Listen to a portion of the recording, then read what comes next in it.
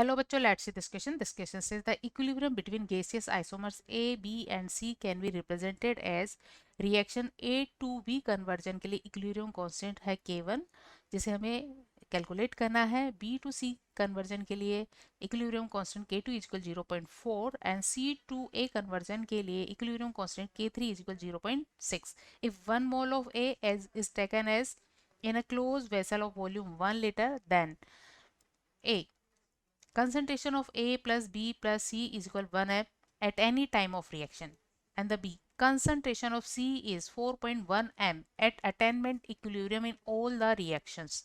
C the value of K1 is 1 upon 0.24, and the D isomer A is least stable as per thermodynamics. Key concept for this question is इस question में gases isomer ए, B और B C में और सी फिर से ए में change हो जाता है और इनके लिए इक्विलिब्रियम कांस्टेंट वैल्यूज गिवन है.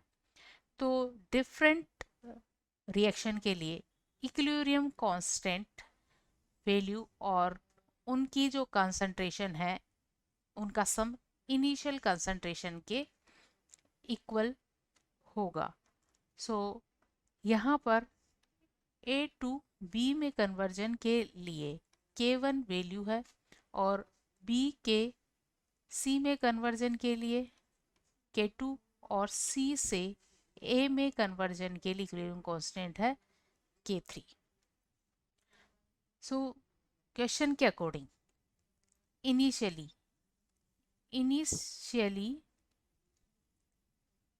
A इज इक्वल 1 मोल. कितना लिया है? 1 मोल. और वॉल्यूम है 1 लीटर. तो इनिशियल कंसंट्रेशन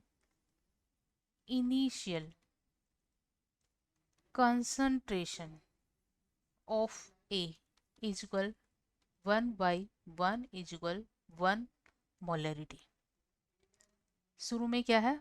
1 मोलरिटी. तो नंबर ऑफ मोल्स कितने हैं? इनिशियली 1 मोल है.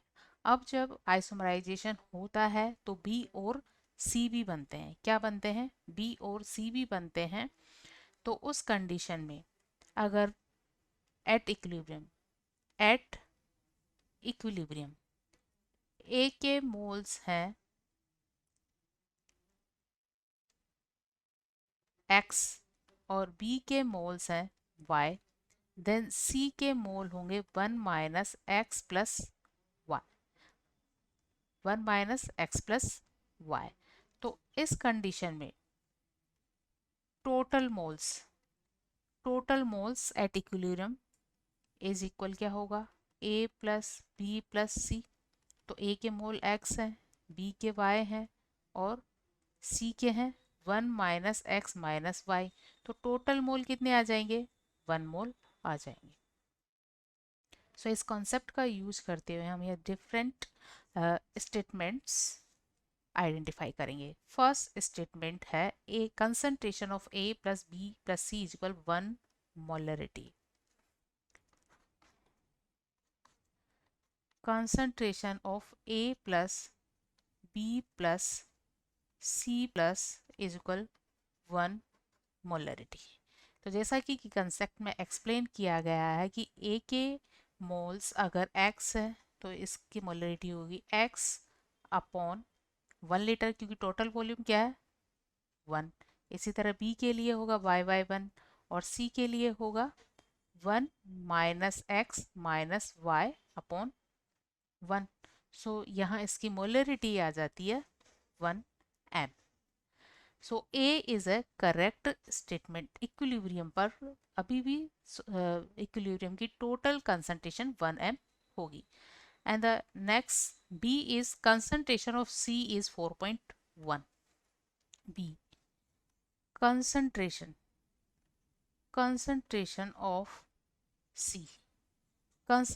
of C at equilibrium is क्या होगी? 1 minus x minus y upon 1.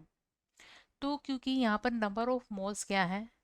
1 से कम है तो कंसंट्रेशन भी क्या होगी? 1 से कम होगी। So concentration is less than, concentration of C is less than 1 m, 1 m से क्या होगी, कम होगी. So it is not possible that the concentration of C is equal 4.1 m. It is wrong. It is not possible. Not possible. So B is incorrect. And the C statement is the value of K1 is 1 by 0.24. तो K1 value हमें निकालना है. K1 value निकालने के लिए हमें क्या करना है, इक्वेशन 1 ऑब्टेन करना है. और इक्वेशन 1 क्या है, A टू B, और इसके लिए K1 वैल्यू हमें आइडेंटिफाई करना है. तो हम क्या करें, इक्वेशन 2 और 3 का हम सम कर दें और उसको रिवर्स कर दें. If equation 2 and 3 are added then reverse, उसको क्या कर दे, रिवर्स कर दे. तो हमारे पास जैसे अगर हम B और 3 को 2 and 3 को ऐड करते हैं, विच आर 2 है B का C में कन्वर्जन, ये है 2, और C का A में कन्वर्जन, ये है 3. इसका कांस्टेंट है K2, इसका कांस्टेंट है K3. तो इसको ऐड करके अगर हम रिवर्स करें तो इसको हम फाइनली इस तरह से लिख सकते हैं. हमें मिल जाएगी इक्वेशन A टू B. तो इसको अगर हम ऐड करते हैं तो ये मिलेगी हमें, C से C यहाँ कैंसिल हो जाएगा, B टू A, और इसके लिए K होगा K2 K3. अब इसको हम क्या करें, रिवर्स करें. On reversing A to B, then K1 equal हो जाएगा 1 अपॉन K2 K3. तो यहाँ से हम K1 की वैल्यू निकाल सकते हैं क्योंकि K1 K2 और K3 की वैल्यू गिवन है. K2 की वैल्यू है 0.6 एंड K3 की वैल्यू, इन दोनों की वैल्यू है 0.6 एंड 0.4. तो ये वैल्यू हमें मिल जाती है 1 अपॉन 0.24. तो K1 वैल्यू हमें 1 अपॉन 2.4 मिल जाती है. सो ये एक करेक्ट स्टेटमेंट है. And the D is isomer A is least stable. अगर हम स्टेबिलिटी की बात करें तो स्टेबिलिटी डिपेंड करती है इक्विलिब्रियम कांस्टेंट वैल्यू पर. अगर इक्विलिब्रियम कांस्टेंट वैल्यू 1 से ज़्यादा है तो क्या होगा, रिएक्टेंट अनस्टेबल होगा. If equilibrium constant, if equilibrium constant is more than 1, क्या है, 1 से ज़्यादा है, जो कि इस केस में क्या है, 1 से ज़्यादा, क्योंकि ये वैल्यू क्या आएगी, जब 1 को 0.24 से डिवाइड करेंगे तो ये वैल्यू करीब आएगी 4.1 समथिंग, 1 टू समथिंग. तो क्या है, 1 से ज़्यादा है. Then equilibrium constant is more than 1, then reactant is less stable, then reactant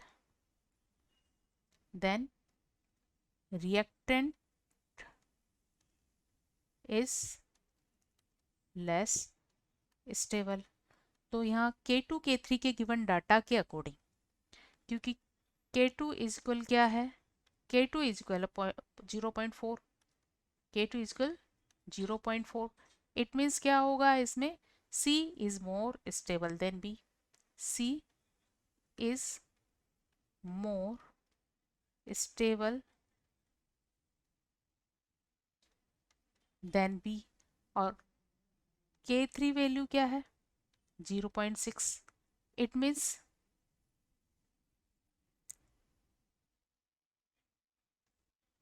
K2 value is 0.4 और K2 is the conversion of B into C. It means यहाँ होगा B is more stable than C. Here the B is more stable, B is more stable than C. और K3 value क्या है 0.6 which is less than 1. Then C is more stable than A. तो क्या होगा A least stable हो जाएगा. A will least stable. A will least stable. So यहाँ option D also correct. So final answer of this question is 2. A, C, D are correct. Hope you understood it well. Best of luck.